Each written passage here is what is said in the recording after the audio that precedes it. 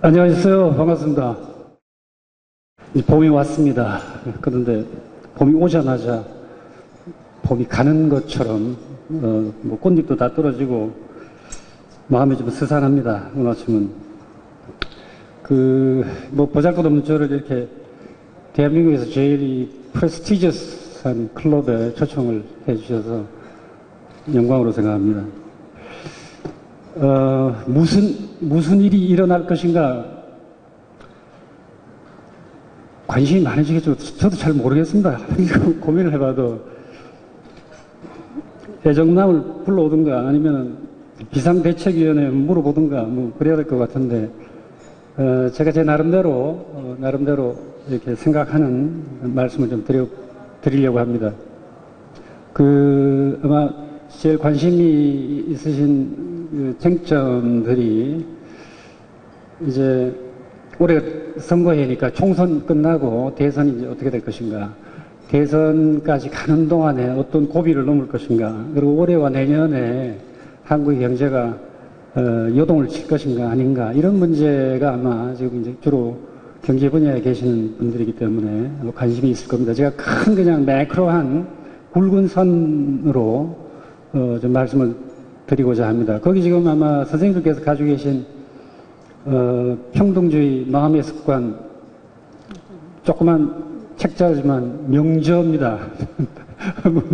읽어봐 주시면 되겠습니다.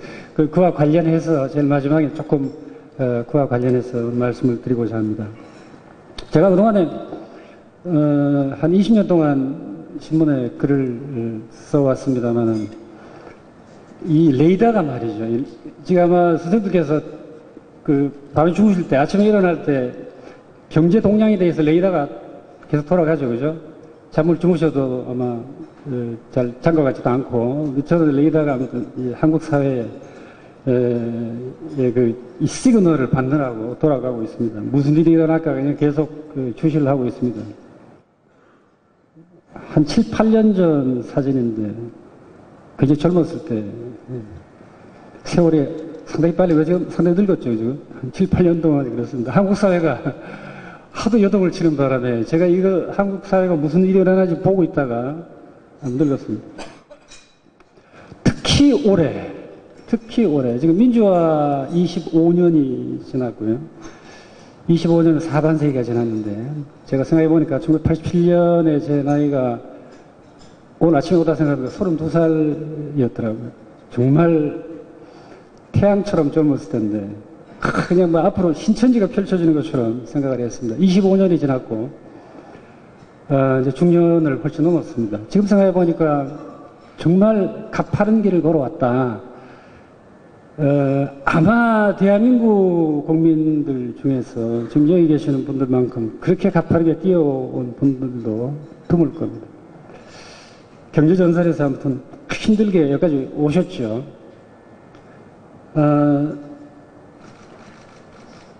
돌이켜보면 제가 25년 동안 무슨 일이 일어났는가 그냥 뭉뚱그려 보면 다른 나라와 비교해서 그래도 발전은 해왔다 이런 생각이 들어요. 그래도 발전은 해왔다. 완전히 민주화 쪽으로 진입을 했다가 사회가 완전히 무너지는 나라들이 세계에 상당히 많습니다.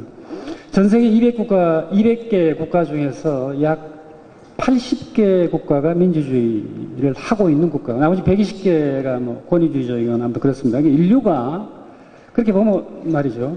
인류의 대다수가 과반수 이상이 사실은 권위주의 또는 전체주의 체제 속에 아직도 살고 있는데, 그 중에 한 3분의 1 정도가 지금 민주주의 국가에 살고 있습니다. 그 중에서도 한국이 저 밑에 있다가 지금 30 몇 위 쪽까지 올라와 있으니까요. 상당히 개명된 나라죠. 그야말로 문명개화를 이룬 나라입니다. 문명개화라는 게 한 100년 전 개념인데 드디어 문명개화가 이루어진 활짝 핀 나라입니다. 그런데 굉장히 더디게 올라왔습니다. 25년 동안 정말 더디게. 그러나 후퇴하진 않았다. 절망하진 않았다. 정말 더디게 슬로우 디벨롭먼트를 구사했다. 그래서 너무 길다. 롱 패스 너무 깁니다.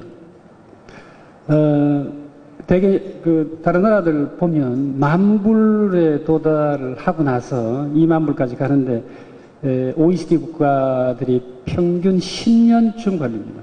대개 평균 10년 걸려요. 가장 빠르게 10,000불에서 20,000불로 돌파하는 나라들이 이태리, 프랑스였는데요. 이태리 같은 경우는 이상하게 그렇게 빠르게 돌파를 하더라고요. 그런 경우에 대개 한 6년쯤 걸렸습니다. 그러니까 상당히 빠르게 돌파를 한 거죠.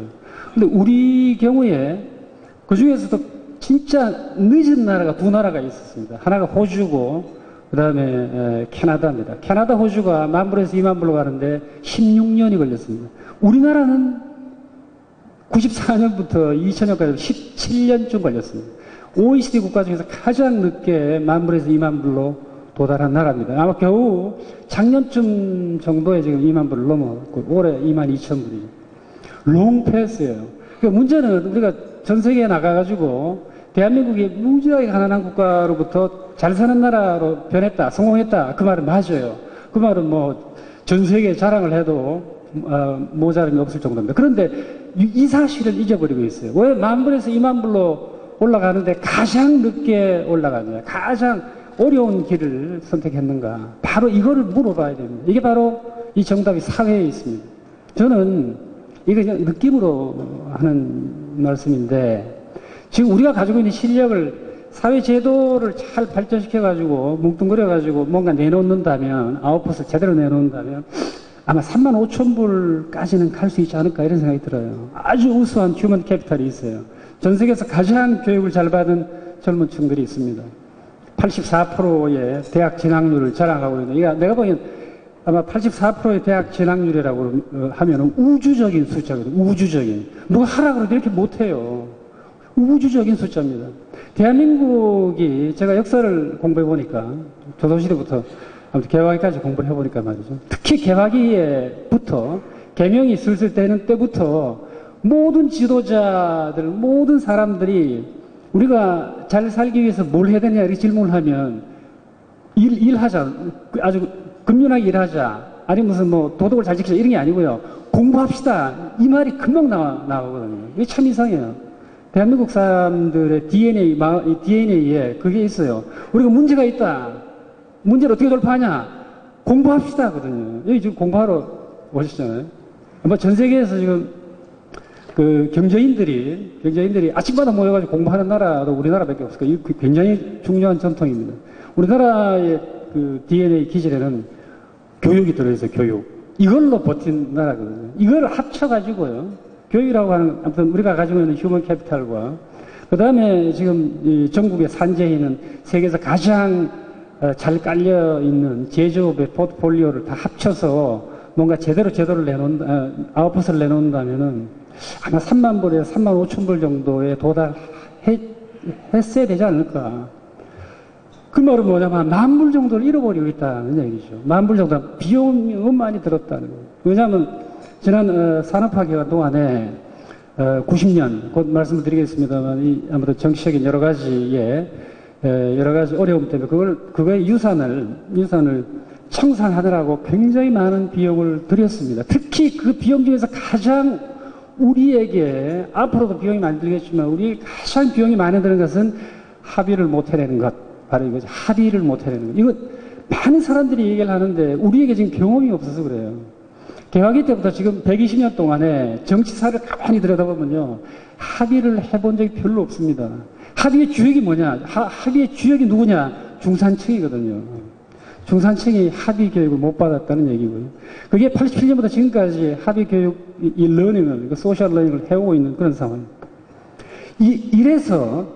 이렇기 때문에 이번 이제 2012년이 뭐 2007년도 그랬습니다만 아마도 변곡점이 될 거다. 20,000불에서 30,000불로 빠른 속도로 한 5년 안에 뛰어 올라갈 수 있을지 아니면 앞으로 더 15년이 걸릴지 이거 모르죠. 그게 바로 정치에 달려있기 때문에 지금 아마 선생님들께서도 비상한 관심을 갖고 계실 겁니다. 4.11 총선을 이제 돌이켜보면 아마 한 2주일 정도 지났죠. 저도 신문에 칼럼을 쓰긴 했습니다만 의외의 결과였습니다. 제가 생각해도 참 의외였다. 그런 생각이 듭니다. 균세적 분할이라고 제가 썼습니다. 균세적이다. 균세적이다 말이야. 야, 진짜, 이거 뭐, 그 상황이 아무튼 뭐 지난 겨울부터 이루어졌던 상황을 선생님들이 되게 알고 계실 텐데, 의외로 아무튼 이렇게 됐어요. 저거를 인류 최고의 철학자, 정치 철학자, 플라톤한테 물어가지고 우리나라가 어떻게 했으면 좋겠습니까? 물어봐도 저렇게 절묘한 조합을 만들어내지 못했을 것이다. 그러니까 이 민심 속에는 말이죠. 뭔가 살아 움직이는 뭐가 있는 것 같아요. 뭐 유산균이 있거나 아무튼 뭔가 있는 것 같아요. 이게 어떻게 저런 분할을 만들어낼 수 있겠어요? 아주 절묘합니다. 균세라고 했지만 제가 그 황금분할이냐? 황금분할 50대 50이죠. 50대 50 득표 황금분할 시켜놨어요. 좀 아주 기가 막힌 얘기죠. 그런데 아무튼 뭐 득표 의석수로 보면 저렇게 됐습니다. 지금은 한두 석 줄긴 했지만은.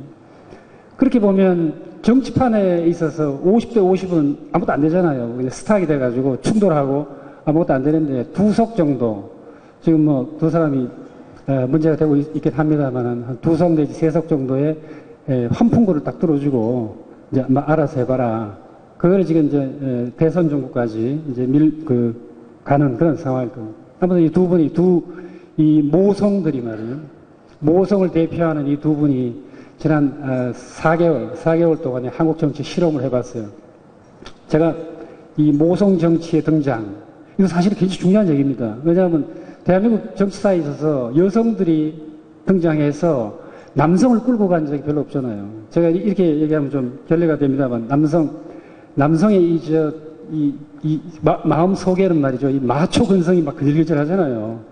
그게 정치에 나가면 말이죠. 이게 그냥 확 터지는데, 그래가지고 결국 나오는 건 막 충돌하고, 네, 아무튼 아우성이고 그런 건데, 그거 안 했죠.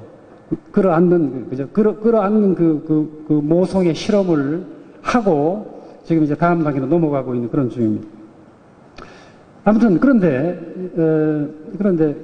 왜 이게 균세적 분할이 왜 일어났을까? 물론 여러 가지 이제 진단을 많이 했습니다. 제 나름대로 진단을 해보면 이런 것 같습니다.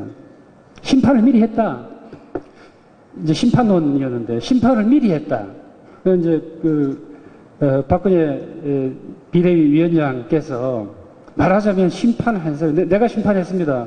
그게 사실은 상당히 설득력을 가졌다는 생각이 듭니다. 저쪽에서 민주당에서, 야당에서 이제 정권 교체를 심판하겠다는 예봉을 내가 심판합니다. 그 심판한 효과가 지금 아마 이 균세적 분할 쪽으로 온 거다라는 그런 판단이 듭니다.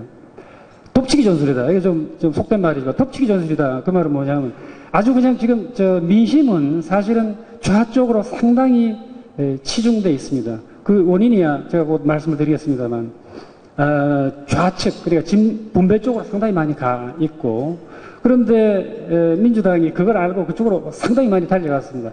통합민주당하고 연합을 한 이유도 바로 거기에 있는데, 그래서 2040의 표를 이제 흡수하겠다.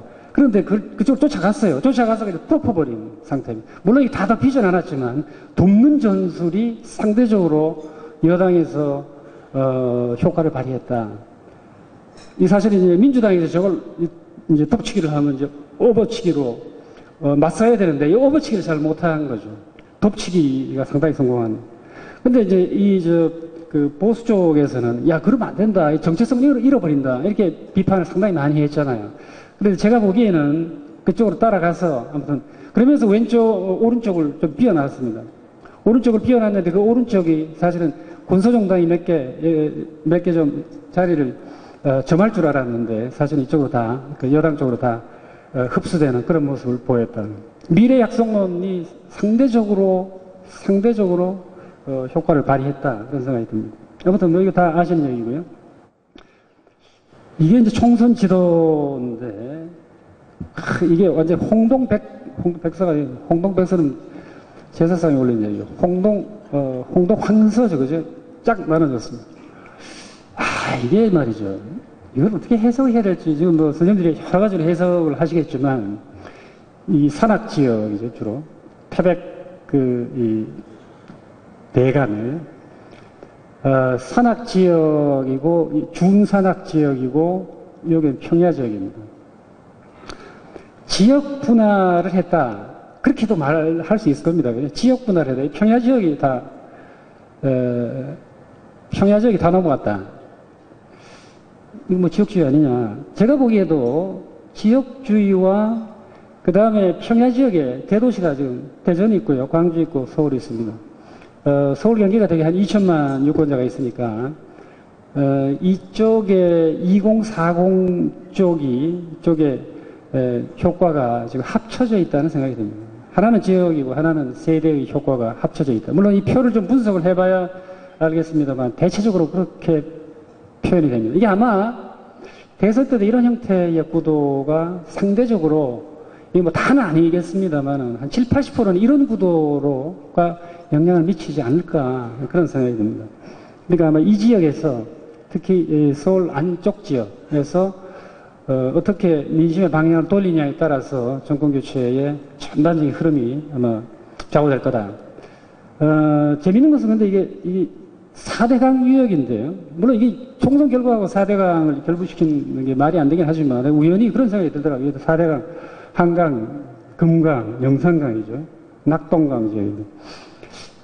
4대강 22조가 들었는데 별로 효과가 없어 보여요. 전혀 효과가 없습니다. 물론, 4대강하고 투표하고 무슨 상관이냐. 사실은 정치적인 효과를 보면 22조 원을 2040의 사회적인 적응이나 사회적인 지원에 만약에 쏟아부었으면 그랬으면 저 표가 어떻게 됐을까 그런 생각이 얼핏 들긴 합니다. 4대강 사람 열심히 했는데 아무 효과가 없잖아요.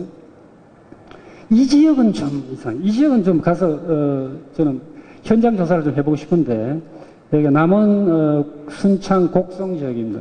급진 지역으로 전환했어요. 급진 지역이라고 아무튼 민노항 쪽으로 가 있습니다. 섬진강과 급진 안 어울리죠, 그죠? 섬진강 하면 그냥 막 여수 한번 가보십시오. 그냥. 조선 여인처럼 그냥 아주 그냥 우아한데 정치적으로는 그야말로 급진 과격적으로 갔다는 거예요. 야, 저게 뭐냐? 잘 모르겠어요. 제가 가서 한번, 한 열흘 좀 술 마시면서 그 빙빙 돌아보면 저 민심을 좀 파악할 수 있을 것 같은데, 그렇습니다. 그래서 이제 정권 심판의 쓰나미가 한번 휩쓸고 갔잖아요. 많은 사람이 들어와서, 많은 새 인물이 들어왔습니다. 상당히 제가 보기에는 30대 말, 40대, 50대 초반에 젊은 층들이 상당히 많아요. 새 인물들이 많이 들어왔습니다. 그런데 새 인물들이 많이 들어온 건 기대가 많아지는 거니까 좋죠. 한편으로 보면 한국 정치에 인재가 사실 필요합니다. 우리 정말 경력 있는, 그야말로 경륜 있는 인재들이 필요한데 이 인재들이 이 정권 그러니까 심판 쓰나미에 한꺼번에 휩쓸려 간 케이스도 많습니다. 유실이죠. 저희 시각으로 보면 유실입니다. 여기 다 유실된, 저 개인적인 판단입니다만 유실된 상당히 그런 대로 중진에 해당되는 우리 정치에 필요한 분들입니다. 여기 이제 여당 세 분이고요. 그다음 여기 야당 세 분이 있습니다. 강봉균, 김효석, 홍재영 이런 분들. 아쉽죠. 다음에 돌아오실지 아닐지 모르지만 저 홍준표 전 대표는 나 이제 끝났습니다. 돌아갔어요. 좀 아쉽긴 합니다. 이제 코미디언도 별로 없는 것 같고 돌격대장도 안 보이고 말이죠. 좀 그렇긴 합니다만은 그러면서 또 잃어버린 사람들이 있어요. 이 사람은 김성식 의원인데 관악갑에서 출마를 했습니다. 근데 떨어졌어요. 한 42대 한 58 정도 떨어졌습니다. 이 말이죠. 국회에서 4년 동안에 아무리 열심히 해도 한국 정치에 쓰나미가 한 번씩 왔다 갔다 하면 인재들이 유실되는데 이 대표적인 케이스입니다. 지난 3년 동안에 맨날 국회에서 1등 했어요. 의정활동 맨날 1등 한 사람입니다. 그러니까 무지무지하게 열심히 한 사람이에요. 그리고 관악갑에서 진짜 열심히 뛰었어요. 제가 가서 이렇게 보니까 정말 눈물 겹게 뛰더라고요. 안 돼요. 근데. 아무튼 이 바람에 한번 보니까 이 초등학교 한 40명 중에서 1등 하는 것도 어렵잖아요. 근데 대한민국에 인재가 모이는 300명 국회에서 맨날 1등 한 사람인데 또 아무 소용이 없어요. 그냥 그 큰 흐름으로 몰려가고 있다. 이 양반은 잘 모르시겠지만 정태근이라는 친구입니다. 성북갑인데 떨어졌습니다. 마찬가지로 한나라당 안에서 MB 저격수예요. 그러니까 MB 정권의 1등 공신인데 돌아서서 계속 화살을 날렸던 사람입니다. 그래 안 돼요. 떨어졌어요. 잘 아시죠? 이 두 사람은 이제 대구에다가 노란 점 하나 찍고 광주에다가 빨간 점 한번 찍어보려고 열심히 뛰었는데 안 됐어요. 미래를 기약합시다. 이제 앞으로 상당히 이제 일종의 정치적으로 보면 베팅한 거죠. 내가 큰 인물이 되겠습니다. 이제 큰 인물로 올라섰어요. 두 사람은 40%를 받았습니다. 만약에 이 40%가 점점 자라나가지고 승리를 구가하는 순간 정치 거물이 되겠죠. 지역주의 벽을 그거를 베팅하고 있다는 참 똑똑한 사람입니다. 이 두 분 아무튼 한국 정치에 있어서 뭔가 패러다임을 바꾸려고 하는 그 인재가 지금 밖에 대기하고 있습니다. 돌아온 사람이 있어요. 이 두 사람이 돌아왔습니다. 이 사람들은 지금 여기 계신 분들의 어떻게 보면 공공의 적처럼 보이는데 노동운동가입니다. 하나는 심상정이고 하나는 노회찬입니다. 심상정은 잘 아시겠지만 노동판의 투사고요. 그 다음에 노회찬은 노동이론가입니다. 다 민노당 출신이고 진보신당에 있는 사람입니다. 이 사람들이 돌아온 걸 나는 반갑게 생각합니다. 제가 뭐 칼럼에서 썼죠. 왜 그러냐 하면 이 사람들이 사실은 주사파를 제압하는 사람들이에요. 밖에서 아무리 얘기해도 아무 소용이 없습니다. 그런데 저 안에서, 통합민주당 안에서 이 사람들의 말빨이 있는 거죠. 그래서 같이 논쟁하고 토론을 해야 그 의제들이 사실은 그렇게 과격하지 않게, 물론 이 양반은 뭐 급진입니다만은 말하자면 주사파적인 성격을 조금은 수정해낼 수 있다. 난 교종수라고 생각하거든요. 교종수다. 그런 면에서 주목을 해야 됩니다. 저 역할을. 그리고 흔히 얘기하는 사회민주주의의 지향을 상대적으로 많이 갖고 있는 사람입니다. 한국 정치가 제가 이렇게 소개하는 게 좀 어떨지 모르겠습니다. 사실 이 얘기만 하는데도 정말 한 2시간 필요한데요. 이게 뭐냐? 아마 여기 계신 분들이 잘 모를 겁니다. 그 배경들을 말이에요. 민노동에 이런 사람들이 있고요. 통합진보당이 3개로 구성되어 있는 건 아시죠? 그죠? 13명의 국회의원이 당선되어 있습니다. 굉장히 중요한 아마 중간을 딱 차지해서 양쪽을 딱 견제하는 이런 역할을 하고 있는데 그 색깔이 지금 되게 급진 쪽이다. 급진입니다. 급진에서도 여긴 주사파고요. 그다음 여기는 이제 친노 성향을 상당히 많이 갖고 있고요. 그다음에 여기는 노동개혁 쪽입니다. 저쪽을 NL이라고 하고 이걸 PD라고 하죠. 이게 참 낯선 용어죠. 이게 제가 외국 가가지고 NL과 PD 이렇게 얘기하면 못 알아들어요. 저거는 보편적인 용어가 아니고요. 한국의 아주 특수한 얘기입니다. 한국의 특수한 역사적인 정치적인 사정을 반영해서 나온 정치 세력들입니다. NL, National Liberation이라는 민족해방이에요. PD는 참 단어가 좀 그런데 People's Democracy의 약자입니다. PD. 여기는 말하자면 계급 투쟁을 지향하고 저쪽에서는 민족 통일을 주장합니다. 그러니까 민족 통일을 주장하니까 저쪽을 자꾸 보게 돼요. 평양 쪽을 자꾸 보게 되고 평양의 말을 귀를 기울이게 되고 그러면서 점차적으로 친북 성향을 갖게 된 그런 분파라고 할 수 있고요. 이 분파가 합쳐져 가지고 통합진보당을 이루고 있습니다. 그러니까 지금 대충 이제 이 중간을 점하고 있는 말하자면 캐스팅 보터 역할을 하는 그 지대가 지금 이렇게 구성이 되어 있다고 하면 앞으로 19대의 국회의 성향을 대충은 짐작을 할 수 있을 겁니다. 대개 노동 쪽의 개혁이 상당히 힘이 실릴 거다. 그거는 양극화 분배라고 하는 거와 결합되어 있고요.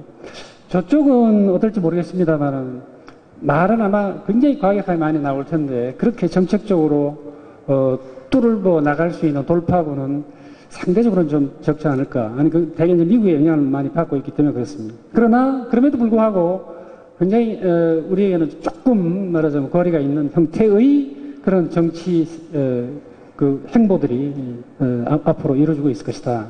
이게 말이죠. NLPD라고, 지금, NLPD라고 하는 저 낯선 세력, 용어들이 과거에는 386에서 지금 486으로 됐습니다. 40대 중반의 정치 세력을 점하고 있고 국회 안에서 굉장히 활발하게 움직일 사람들이고 제가 보기에는 아마 저런 말하자면 386의 그 경험을 가지고 있는 정치인들이 아마 한 50여 명 되지 않을까 싶습니다. 그 50여 명, 300명 중에 50여 명 상당하죠.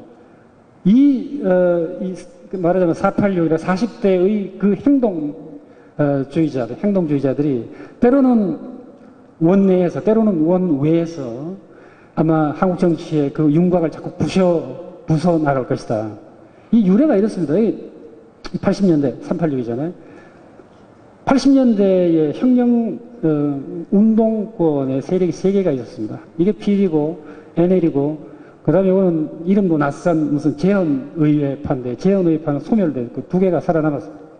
그러다가 90년대에 사회주의권이 무너지면서 PD가 사실 사회주의권이 무너지니까 계급투쟁이라고 하는 것에 대한 설득력이 상대적으로 약화됐어요. 그래서 PD가 살아남았는데 조금 세력이 좀 NL에 비해서는 약화된 상태입니다. 그러면서 계급적인 설득력이 약화되고 그러면서 바로 통일 쪽에 힘이 실렸습니다. 그 세력 분화가 지금 선처럼 이렇게 되어 있습니다. 그게 지금까지 와 있는 셈이죠. 이게 통합민주당의 그 진보 세력이라고 할 수 있습니다. 그 와중에 여러 사람들이 민주당 쪽으로 가세해서 민주당 안에도 그 486에 말하자면 어떻게 보면 참 좋은 개혁 세력이고 어떻게 보면 조금 좀 그 생각을 좀 해봐야 되는 그런 분들이 많이 있습니다. 이건 지금 어떤 신문에 보니까 이런 형태의 분포가 돼 있다는데 이게 지금 노란색으로 표현되어 있는 이 개 안에 지금 486의 그 경험을 가진 분들이 상당히 많이 있다. 그렇기 때문에 분명합니다. 민주당과 통합진보당이 만나서 공유할 수 있는 공통의 가치는 양극화와 복지입니다. 양극화, 복지, 이 두 가지 화두가 2012년 올해, 그 다음에 아마 내년 말까지 어마어마하게 세분화돼서 한국 사회를 달굴 것이다. 그건 불 보듯이 뻔하죠. 양극화 어떻게 해결할 거냐? 이걸 아마 계속 물어볼 겁니다. 그 다음에 분배 어떻게 할 거냐? 이 두 가지가 집중적으로 논의가 될 겁니다. 그래서 성장 담론이 유실될 거다. 제 판단입니다. 성장 담론이 유실될 거다. 아마 누구 말대, 박근혜 위원장이 막 이렇게 총선할 때 다니시면서 그런 말씀을 하신 것 같은데, 막 이렇게 얘기하다가, 소는 누가 키울 겁니까? 이 말이에요. 소는 누가 키울 겁니까? 박근혜 위원장이 썰렁한 그 개그를 자주 해서, 소는 누가 키울 겁니까? 이렇게 얘기하니까 아무도 못 알아들었대요. 그래서 그 다음 여세에 가서는, 소는 누가 키울 겁니까? 이거 요즘 유행하는 개그입니다. 그래서 사람들이 웃었다는 거거든요. 성장 담론이 아마 상대적으로, 이제 유실될 가능성이 많습니다. 왜 그럴까? 한번 5년 전을 돌아보면요. 2007년에는 양극화 얘기가 바닥에 깔려 있었어요. 그런데 이 양극화 얘기 위에 성장 담론이 덮었습니다. 불과 5년 전 얘기입니다. 양극화 어떻게 풀 거냐? 성장을 하자. 이렇게 됐잖아요. 성장을 하자. 아무튼 그 2000년대 초반에 여러 가지 우여곡절 끝에 성장 담론이 위에 올라와가지고 두 가지가 묶여져 있었습니다. 그런데 불과 5년 만에 바로 양극화 하나 살아있고 바탕이 되어 있는 이 배경은 살아있고 성장에서 분배가 확 바뀌어버렸어요. 왜 그랬을까? 저는 한마디로 얘기하면 MB 정권의 실책입니다. 이게 가장 뼈아픈, 말하자면 지금 현 정권의 실책이 바로 여기 있습니다. 실책이 뭐냐면 바로 이거죠. 이 화두를, 양극화는 깔려 있으니까 이걸 변화하기 참 어렵습니다. 이 화두를 이쪽으로 변화시키는 데는 이 사이에 MB 정권이 내치를 안 했기 때문에 그렇습니다. 외치에 신경을 많이 썼어요. 저는 MB 정권을 평가해봐라. 가장 잘한 게 뭐냐? 외교 정부다라는 생각이에요. 외교는 무지하게 잘했습니다. 아마 그 이전에 모든 정부를 통해서 외교를 이만큼 잘한 정부를 제가 찾아보기 어려워요. 대통령 당신의 외교 수완이 엄청납니다. 그러니까 막 그냥 휘족 전부 다 막 끌어들여가지고. 그러니까 오죽하면 오바마 대통령이 아마 그 뉴욕 타임즈인가요? 그 월스트리트 저널인가 기자가 물어봤는데 당신이 제일 존경하는 대통령이 누구냐 세계에서 그랬더니 서슴없이 명박 리다 그랬다는 거 아니에요. 임프레션을 굉장히 많이 준 거죠. 그러니까 그 순발력과 그 다음에 세계 정상과 큰 호흡을 같이 하는 그 순발력이 대단하죠. 외교에 우리나라에 바깥에 나가보면 우리나라 국격이 상당히 올라가 있습니다. 문제는 매치가 안 돼 있어요. 그건 뭐 다 아시죠.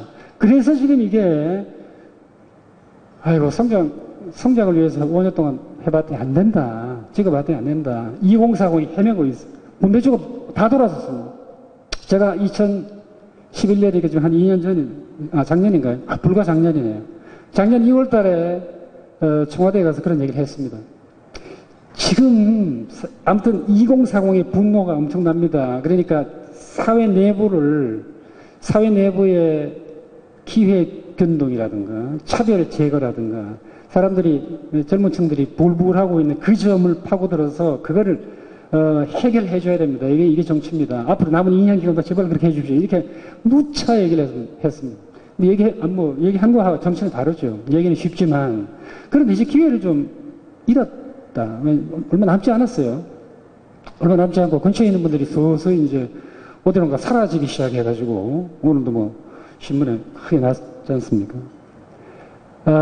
이게 이제 바로 지금 분배와 양극화로 나오게 되는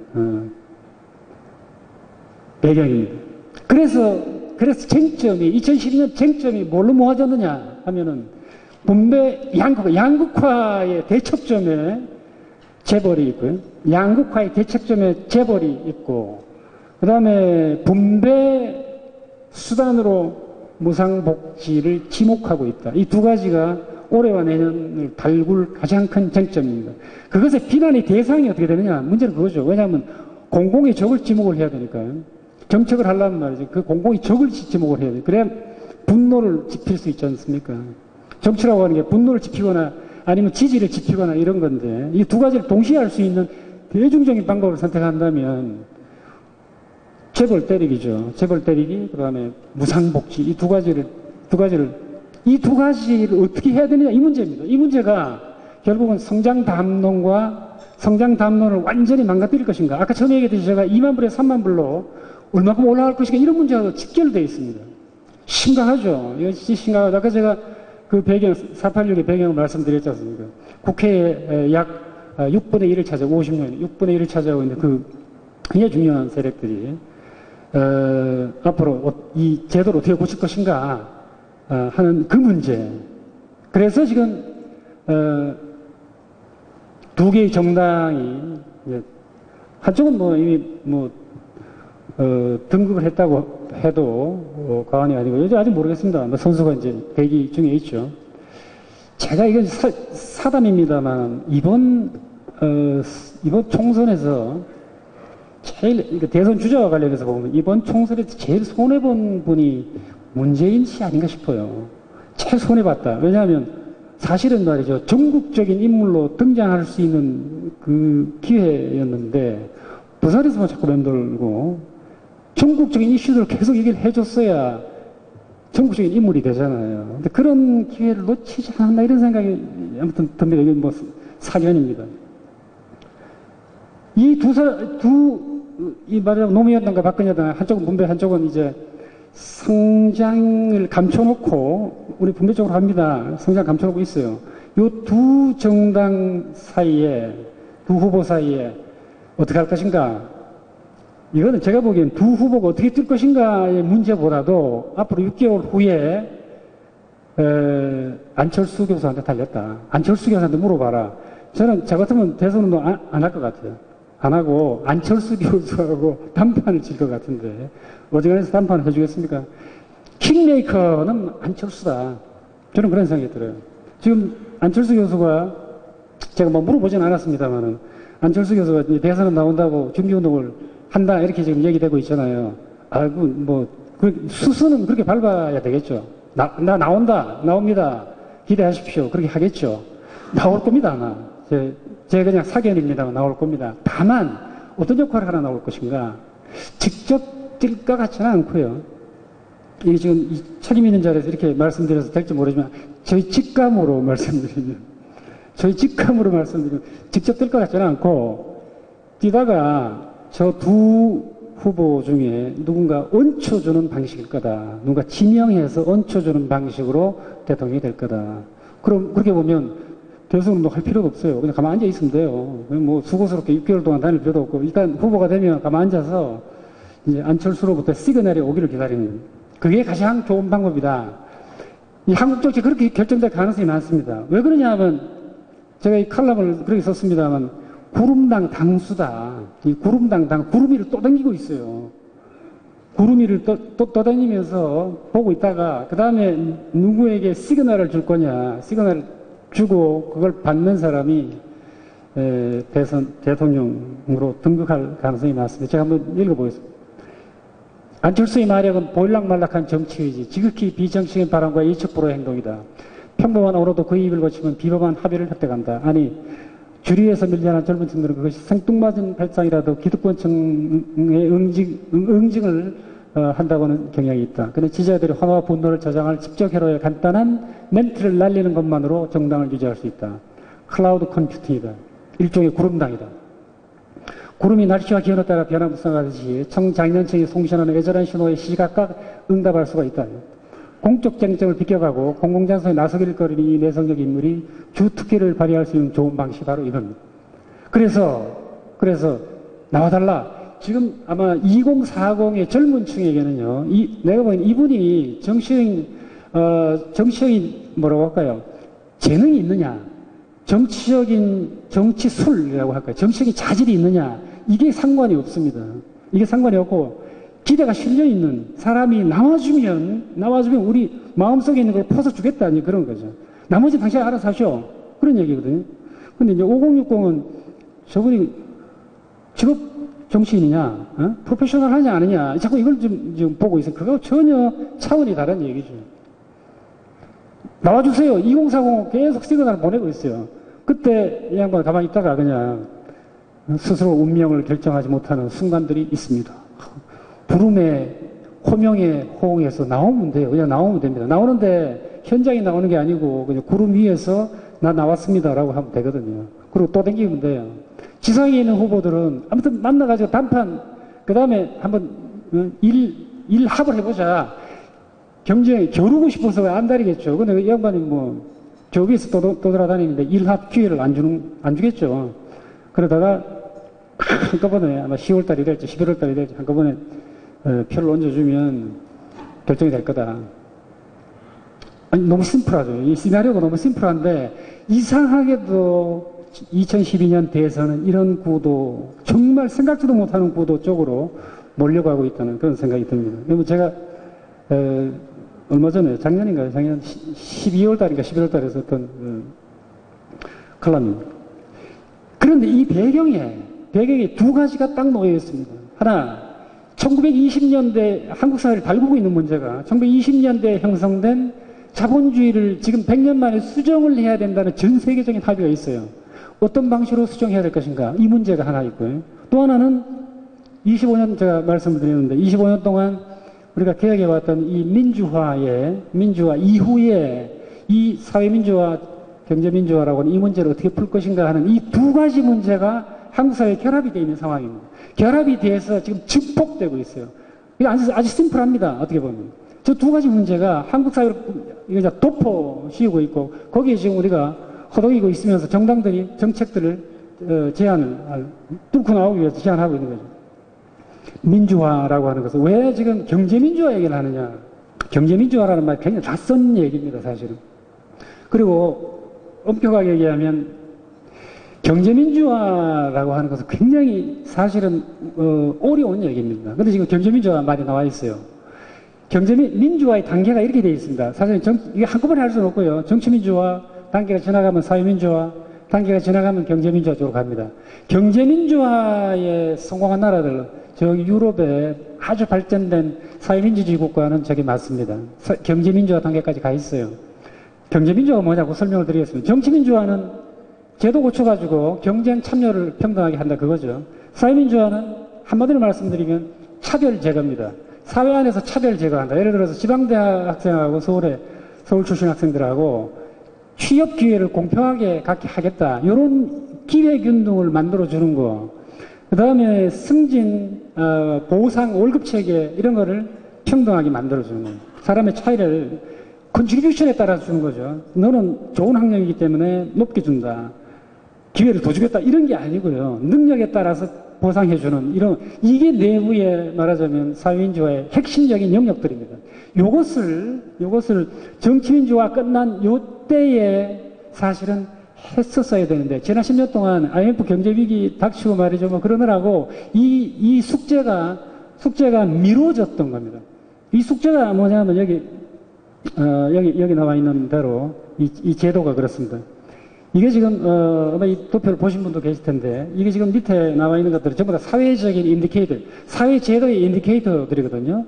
투명성이라든가 아니면 뭐 외국 자본이 유치할 수 있는 방법이라든가 윤리적인 경영이라든가 이런 것들을 다 노사관계라든가 합쳐보면 이런 기준으로 우리나라를 측정을 해보면요. 이게 OECD 국가의 10개 상위 국가의 평균입니다. 사회민주화가 이 정도로 잘 돼 있다는 뜻이고, 우리나라는 이 모든 제도에 있어서 다 이렇게 떨어져 있고요.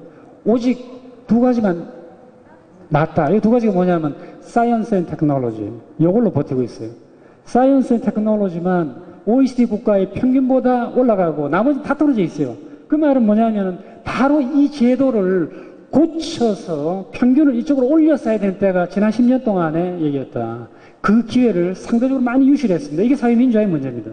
차별과 그 다음에 기회균등의 이런 문제를 이것을 했어야 될 때, 그때를 우리가 잃어버렸어요. 잃어버렸기 때문에 이게 지금 앞으로 조금 더 기간을 더 요한다. 그런데 지금 여기 경제민주화라고 하는 게 한꺼번에 터져나와요. 경제민주화는 뭐냐? 불평등 축소인데 사실은 이게 집단적 불평등의 축소입니다. 개인적 불평등이 아니고 집단적 불평등의 축소라고 하는 게 경제민주화입니다. 근데 이 두 가지가 지금 한꺼번에 그러니까 폭증되고 있는 게 우리나라입니다. 왜 그러냐면 여기 지금 여기 좀 이 경제 발전 단계를 보면요. 대개 외국의 경우에는 만불 수준에서 사회민주화의 제반 제도들을 개혁을 해서 2만 불에 도달한 다음부터 굉장히 빠른 속도로 성장을 했습니다. 우리나라는 사실은 만불에서 2만 불 사이에 사회민주화의 그 여러 제도들을 개혁해야 되는데 그게 잘 안 되고 더디게 발전하면서 지금 2만 불이 넘는 사이, 이게 사회민주화의 여러 가지 제도적인 묶음이라고 한다면 우리나라는 지금 2만 불이 넘는 이 순간에 지금 이게 막 그냥 터져나오고 있는 그런 상황이죠. 그래서 지금 이게 중첩되어 있는 걸 아시겠죠, 그죠? 그래서 이게 풀기가 상당히 어렵습니다. 사회민주화는 차별인데 개인적 차원에 있어서 불평등을 축소하는 것까지 포함한다면 경제민주화는 집단적 불평등의 축소입니다. 예를 하나 들어보면요. 스웨덴에서 1978년도에 웨이지 어너스 펀드라는 걸 만들었습니다. 1978년도 스웨덴은 그 이전에 1950년부터 한 30년 동안에 사회민주화에 지금 아까 말씀드린 개인적 차원의 불평등, 기회균등 이런 것들을 차분히 해왔어요. 하다가 이제 어느 정도 된 순간에 그럼 이제 경제민주화로 가자. 어떻게 하겠느냐? 그러면 이익 공유를 하자. 이렇게 됐습니다. 그 이익 공유라고 하는 게 웨이지 어너스 펀드인데 이게 임금 생활자 기금이라고 하는 겁니다. 임금 생활자 기금이냐 뭐냐? 회사에서 이익이 난 이익금 있잖아요. 이익금의 5%를 약간 중앙은행에 저축을 하고 근로자들도 월급의 한 2%를 예컨대 중앙은행에 저축합니다. 이게 기금이 만들어지잖아요. 기금을 5년 동안 만들어가지고 5년 후에 뭐 어떻게 쓸까? 그거를 노사가 합의해가지고 5년 뒤에 요거를 빼서 쓰는 거예요. 공공기금으로 씁니다. 공공기금이란 뭐 근로자 아파트를 만든다든가 아니면 뭐 연금을 더 늘려준다든가 이런 형태로 쓰는 것을 경제민주화라고 합니다. 우리나라는 지금 사회민주화하고 경제민주화가 동시에 폭발하고 있기 때문에 이 논쟁이, 이 쟁점이 뭘로 지금 바뀌고 있냐 하면 재벌 해체로 바뀌고 있어요. 말이 비슷하게 맞죠, 사실은. 이게 어떻게 보면 논리적으로 연결이 되지만 사실은 경제민주화에 조금 앞서 나가 있는 문제이기도 하고 한국 사회에 그게 맞느냐 하는 의구심을 불러일으키는 그런 주제이기도 해요. 그래서 지금 지난 총선에 보니까 통합진보당에서는 30개 대기업 3,000개로 해체 이렇게 나오고 삼성 뭐 어떤 데는 보니까 삼성공화국 해체 이렇게 나오더라고요. 이게 사실은 사회민주화가 안 된 상태에서 경제민주화의 논제를 끌어들여가지고 한꺼번에 폭발시킨 겁니다. 한국적 의미로 폭발시키는 거죠. 질문이 많아요. 의문사항이 상당히 많습니다. 문제는 뭐냐면 아까 양극화하고 분별하고 하는 거 결합시키니까 이 의제가 그렇게 변화되고 있다는 것이다. 물론 이 안에는 재벌의 문제라든가 앞으로 올해 내년에 걸쳐서 상당히 아무튼 문제가 많이 터져 나올 것이다. 그런데 그 개념들이 외국에 비하면 그런 형태로 지금 바뀌어서 나온다. 어떻게 판단해야 될 것인가? 그것이 중요한 거다. 그래서 제가 참 드린 말씀 많은데 그래서 두 쟁점이 하나는 큰 우리가 20년대에 만들어진 자본주의에 어떻게 해결할 거냐. 이게 글로벌라이제이션 아니에요? 이 글로벌라이제이션이 바로 대기업 때리기로 가고, 사회민주화, 이거는 웰페어, 경제민주화는 웰페어에 대해서 무상복지라고 하는 어마어마한 화두가 태어나게 된 배경입니다. 이 두 가지 문제를 어떻게 푸느냐가 이제 중요하죠. 제가 한 30분 더 말씀드려야 되는데, 이쪽 시간이 없네요. 두 가지가 중요합니다. 그런데 두 가지는 서로 물려있는 우리나라에서 첫째, 개념이 좀 빗겨나 있다. 저 두 가지의 개념이 좀 빗겨나 있다. 또 하나는 두 가지 개념 서로 물려있다. 바로 이 점을 인식해야 됩니다. 이 점을 주목해야 됩니다. 물려있다는 것은 글로벌라이제이션은 시장 개방을 하죠. 그죠? 시장 개방을 하게 되죠. 시장 개방은 2040에게 사실은 불리하게 작용합니다. 경제적으로도 그렇고 사회적으로도 불리하게 작용하고 불리하게 작용하면 양극화가 초래되고 있어요.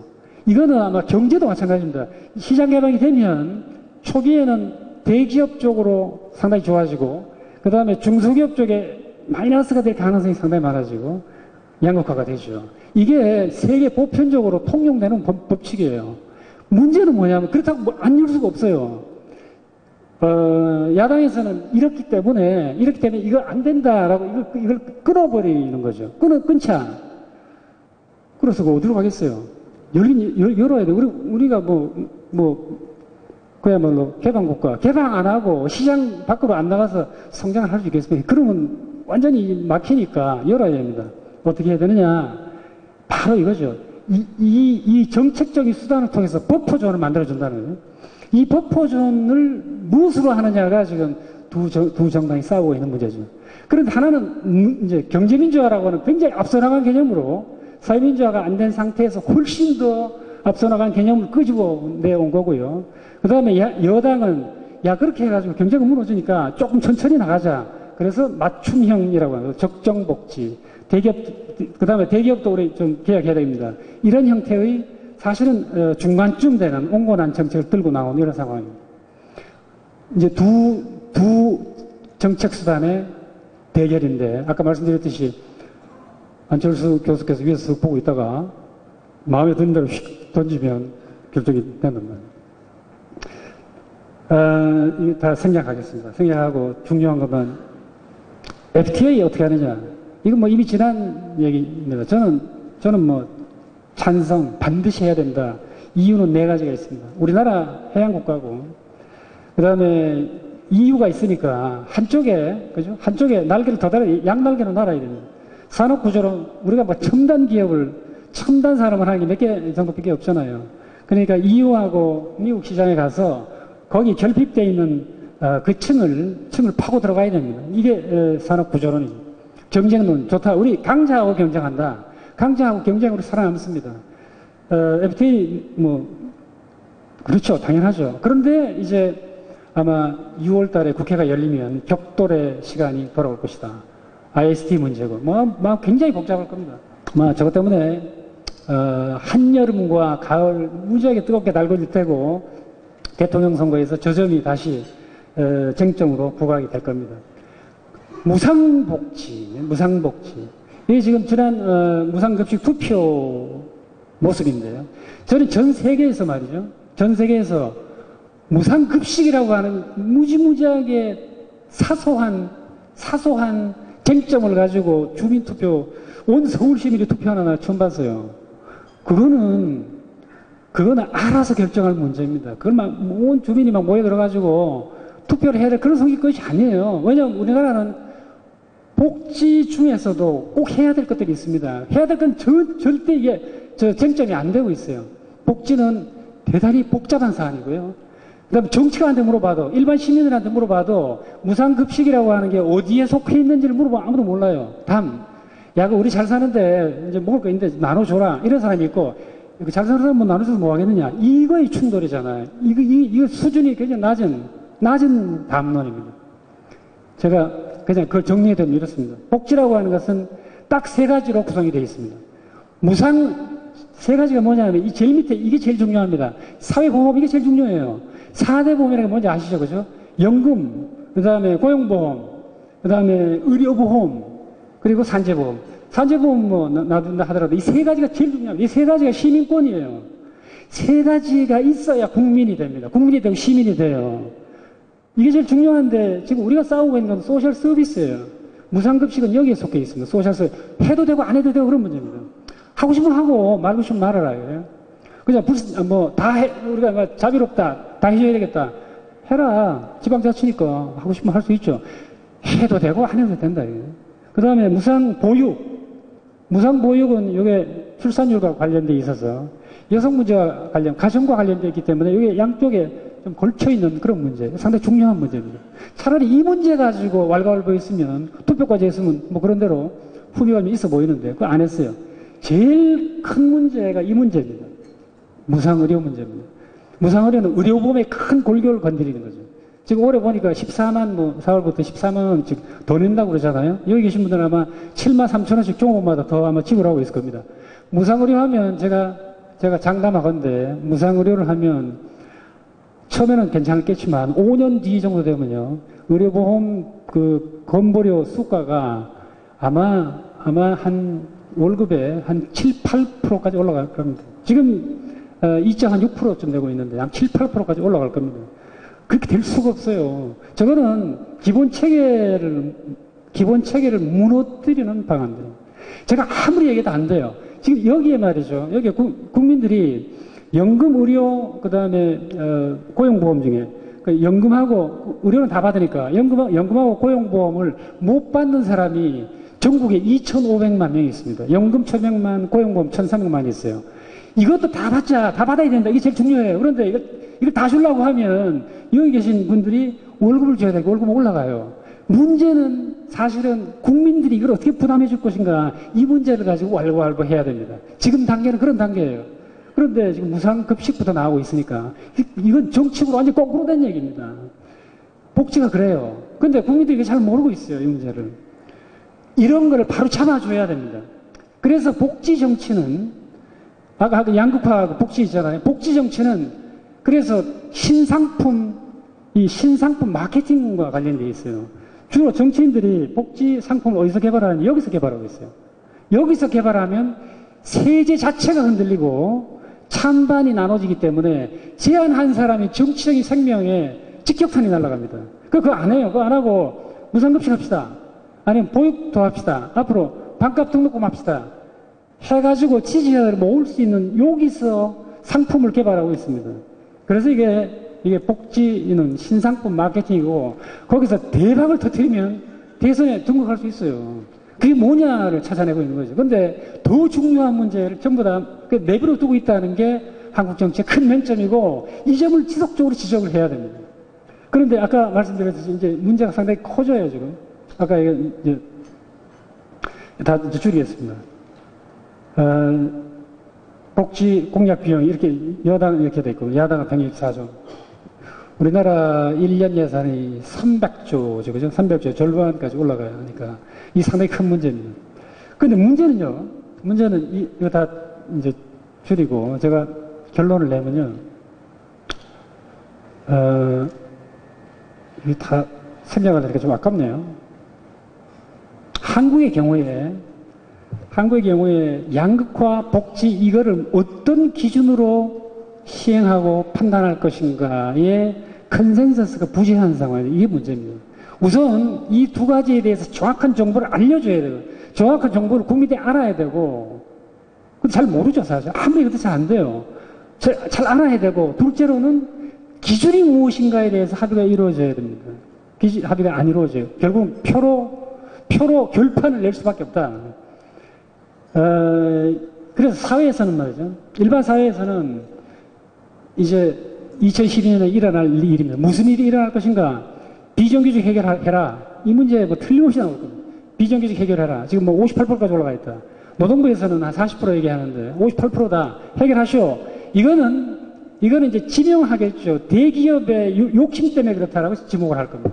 지금 그 다음에 항변을 못 해요. 저는 조금 시간이 좀 더 있으면 설명을 드리겠습니다만 결론만 말씀드리면 비정규직이 이만큼 양산이 된 것은 노동조합이 70% 정도 책임이 있어요. 그 다음에 기업이 20% 책임이 있고 국가가 10% 책임이 있습니다. 제가 70, 20, 10 이렇게 얘기한 것은 그거는 뭐 통계를 대봐라 이렇게 얘기하기 참 어려운데 제가 감히 말씀드린 건데 노동조합 책임이 상당히 많습니다. 70% 또는 뭐 조금 줄여 60%그 다음에 기업 20, 30% 국가 한 10%에서 20% 이 정도 책임을 공동 책임을 갖고 있어요. 노동조합이 정치 세력화를 위해서 달려올 때 96년문 달려올 때 제일 필요했던 것은 노동조합의 정치 세력화죠. 정치 세력화를 위해서는 동질성이 중요했습니다. 비정규직을 끌어들이면 노동조합의 이질성이 증가돼요. 정치 세력이 크게 되지 않습니다. 그리고 요구사항이 아주 그냥 하나로 정렬되지 않아요. 설득력을 잃어가는 거죠. 그래서 비정규직을 배제하고 내부에서 강한 노조, 말하자면 노동자 층에서도 저 위에 있는 층들로 묶어가지고 노동자의 정치 세력화를 일궈냈습니다. 그게 96년까지고, 그리고 2002년도에 민노당이 탄생할 때까지의 과정입니다. 그러고 나서 비정규직, 이제 노동조합에서 버렸던 비정규직을 해결하라는 책임을 사회에 던지고, 그 다음에 회사에 던지고, 국가에 던지고 있는 이런 상황입니다. 근데 그게 아까 말씀드렸듯이 양극화 문제라고 하는 쟁점하고 결합이 되면 거기에 대해서 반박할 수 있는 설득력이 없어진다는 게 문제죠. 바로 이 점입니다. 이 점을 학교에서 아무리 얘기해도 안 돼요. 그렇게 얘기하면 뭐, 인터넷에 뭐 불나죠. 뭐 잘 사는 점 두고 보자. 뭐 이런. 그러니까 상당히 어떤 뭐 제가 이 농담은 취소하겠습니다만 아무튼 상당히, 뭐라고 할까요? 주변 시선이 자꾸 느껴지는 그런 모습이죠. 무상복지였고, 분배담론 측정, 성장 담론의 설득력이 올해 내년은 심각하게 약화됐거든. 기업의 법적인 재정적인 압박이 틀림없이 올 겁니다. 비정규직 해결을 하라는, 어떤 식으로 해결하라는 이제 법적인 제재들이 국회에서 논의가 되고 통과될 가능성이 많습니다. 지금 불 보듯이 보네요. 근데 문제는 아까도 말씀드렸죠. 그 전부 다 기업이 다 부담해야 될 것인가? 이거 아니에요. 그렇게 풀어서는 안 됩니다. 제가 곧 말씀드리겠습니다. 복지비용 정세 압박이 있을 겁니다. 무상복지는 반드시 2, 3년 후에 복지비용의 그러니까 뭐라고 할까요? 그건 뭐죠? 프리미엄이죠. 복지비용을 내도록 하는 형태로 돌아올 수밖에 없습니다. 그건 불보듯이 보네요. 왜냐하면 국가 재정이 압박이 되면 국가 전체가 가라앉기 때문에 그렇습니다. 지불능력, 노사관계 이 문제가 중요하지만 이 문제가 부차적으로 되고 이 두 가지 문제를 도덕적인 형태로 압박을 아마 가하게 될 거다. 어떻게 하느냐? 어떻게 해야 될 것인가? 세 가지만 딱 말씀드리고 끝내려고 합니다. 첫째, 균형 담론이 필요합니다. 균형 담론. 이거 잘 안 돼요. 균형 담론이 뭐냐? 양극화와 복지 확대는 필수적이에요. 저는 생각해, 지금 필수적입니다. 양극화를 해결하고 복지를 확대해야 되는 건 필수적입니다. 어느 정도 확대하느냐? 이 수준에 대해서 합의가 안 돼 있어요. 어느 정도 할 것인가? 이 수준이. 거기에는 이런 문제가 논의가 돼야 됩니다.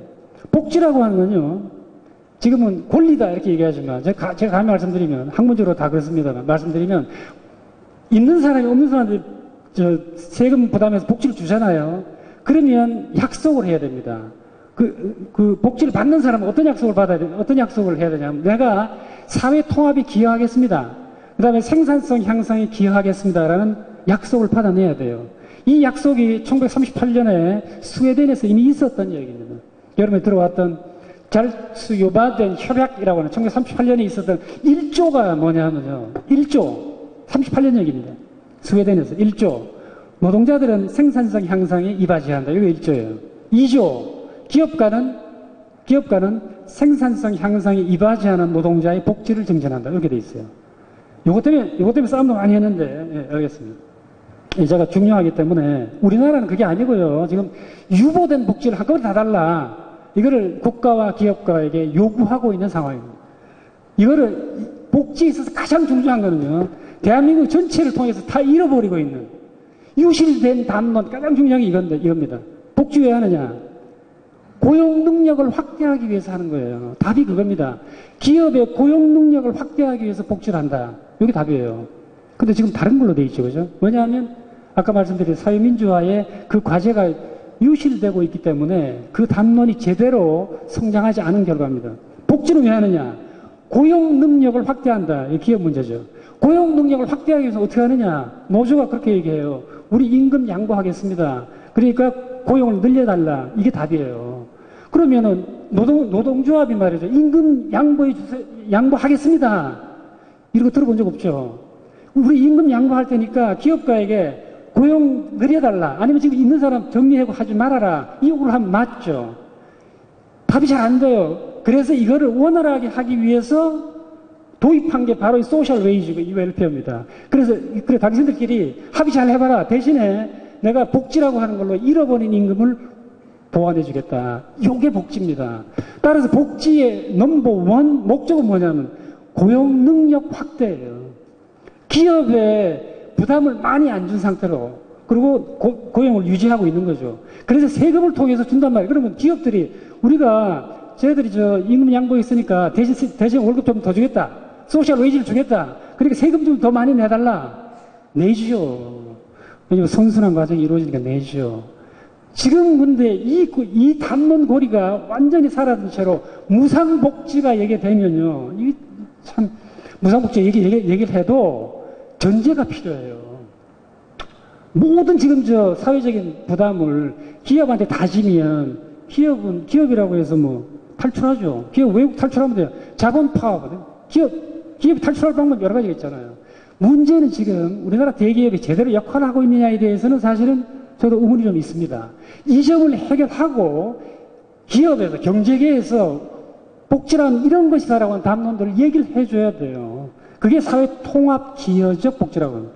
고용 일자리 창출은 지난 5년 동안 쥐가 따갑게 들었습니다. 일자리 창출 프로그램인데 일자리 창출 누가 해요? 기업에서 하잖아요. 기업에서 하면 그러면 그냥 자기 재산 막 해가지고 말이죠. 왜냐면 이익 없이 그냥 무작정 일자리 늘립니까? 경제적으로 맞지 않잖아요. 할 수 있는 환경을 만들어주는 것은 무언가 복지입니다. 저게 복지라고 하는 것이 바로 성장 기여라고 하는 저것 때문에 그런 거죠.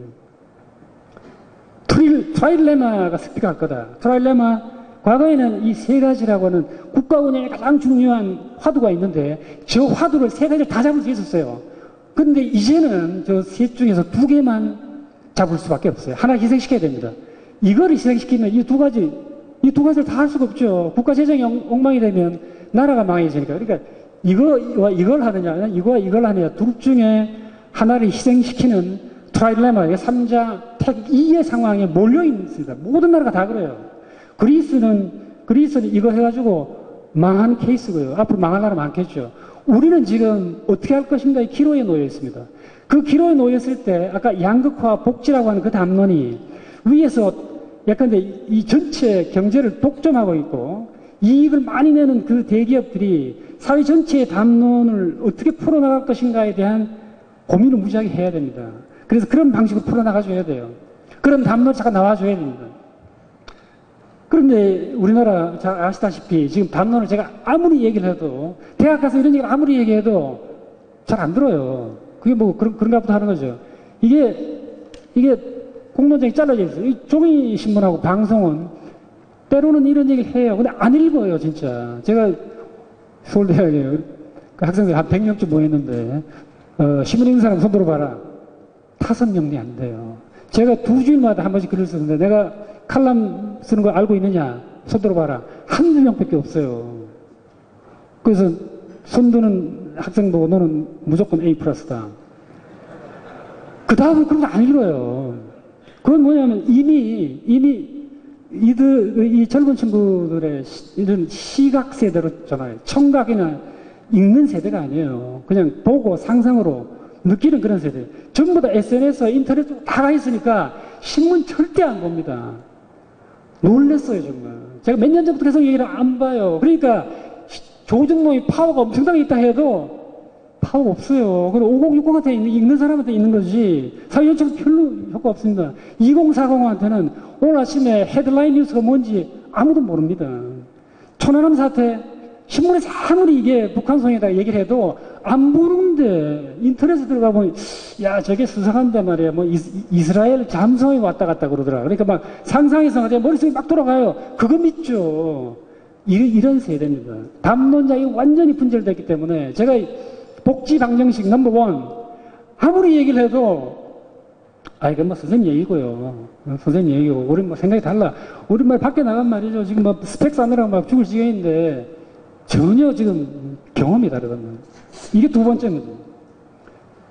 어떻게 이제 기업 어떻게 해야 될 것인가? 이 결론입니다. 기업 어떻게 될 것인가? 참 복잡한데요. 아마 1, 2년 고생 많이 하실 겁니다. 정당한 고생이라고 저는 생각해요. 정당한 고생이다. 사회를 바로 잡아가기 위한 정당한 고생이다. 자유민주주의를 끌고 가는 두 축이 있습니다. 두 축이 교양시민이고 경제시민이에요. 자유민주주의의 최대의 중추 세력이 보니 중산층이라고 그러는데 중산층의 중추 세력이 뭐냐면 교양시민, 경제시민입니다. 교양시민 빌둥스비르거튼 전문가들이에요. 그 다음에 의사, 무슨 교수, 판검사, 또 회계사 이런 사람들이죠. 예술가 이런 사람들이에요. 그 다음에 경제시민 비리트샵비르거튼 여러분들입니다. 경제전선에서 경제를 끌고 가는 시민들이에요. 이 두 경제시민과 교양시민이 자유민주주의 쌍두마차입니다. 이 사람들이 튼튼하게 자리를 딱 잡아가지고 여러 가지 쟁점들에 대해서 담론들이 만들어질 수 있어야 됩니다. 근데 그 담론을 만들어도 사실은 2040한테 전달이 안 되고 있다는 게 아까 제가 그 말씀 드렸어요. 어떻게 할 거냐? 기업에서 아이디어를 내야 돼요. 물론 뭐 대학에서도 얘기를 하고 있습니다만은 제가 한번 정리를 해보겠습니다. 결론 삼아. 내부 개혁 해야 됩니다. 내부 개혁이란 아까 말씀드린 지금 제가 평등주의 강의는 안 했습니다만은 전 세계에서 가장 평등주의 신성이 가장 높은 한국 사람들을 상대로 해서 기업이 경제시민의 역할을 충분히 하고 성장 견인차 역할을 하지만 야 내가 이렇게 고생하는데 너는 왜 뭐 안 알아주냐? 이건 안 통해요 이제. 이게 안 통하고 2040한테 우리가 지금 이 정도 했는데 너희들한테 기회를 계속 준다. 그리고 이 기회는 차별 없는 제도를 만들어 간다는 것을 뭔가 보여줘야 돼요. 지금 그동안 많이 했어요. 많이 했지만 기업 내부의 개혁이 2040들에게 감동적으로 다가온 케이스 별로 없습니다. 이게 중요해요. 같은 얘기지만 이제 기업은 이코노믹 액터의 시대를 지났습니다.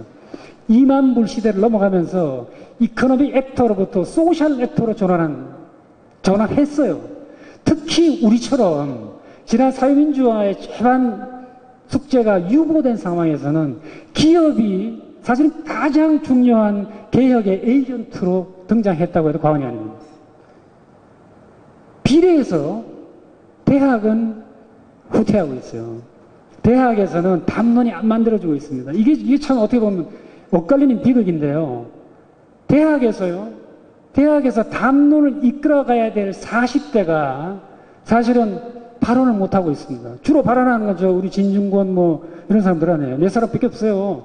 40대 그 우수한 인재들이 전부 다 숨죽이고 조용히 있습니다. 대학에서는 담론 기능을 상실하고 있어요. 왜냐하면 대학에서는 작은 지식을 만들어내도록 요구받았기 때문에 그래요. 승진제로 굉장히 타이트하게 되면서 논문을 양산하고 논문을 생산하려면 미시적인 지식이 매달려야 돼요. 그래서 거시적인 사회 흐름에 대해서 간이 들어가서 말을 잘 못합니다. 말을 했다가는 근거를 대봐라 이렇게 얘기하면 근거제일주의자로 변하고 있어요. 그래서 대학은 후퇴하고 있다.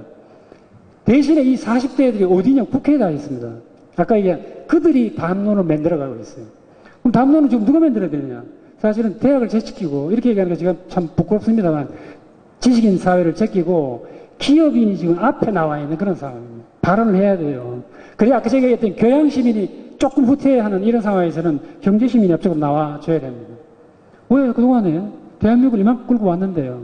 그리고 물론 여러 가지 해야 될 여러 가지 일들이 있습니다만 소셜 네트를 어떻게 변천할 것인가 이게 지금 기업인에게 요구되고 있는 가장 중요한 시대적 과제라는 생각이 듭니다. 아까 양극화 분배라고 하는 게 다른 사람들이 해결할 과제가 아닙니다. 어떻게 보면 국가하고 정치권에 맡기면 아무 상관없고 바로 경제시민이 여러분들이 주도권을 잡고 해결해야 됩니다. 그래서 바로 이런 거예요. 국민의 이중적인 정서가 있잖아요. 좋은 기업에 들어가고 싶다. 그러나 밖에 나와서는 저 기업을 때리고 있는 이 이중적인 정서의 모순을 첩합을 시켜줘요. 해소를 시켜줘야 됩니다. 대학에 기대하지 마십시오. 대학의 지금 지식인들은, 대학의 교수들은 작은 문제 쪽으로 썰물처럼 빠져나가고 있습니다. 아침에, 결론이 뭐냐?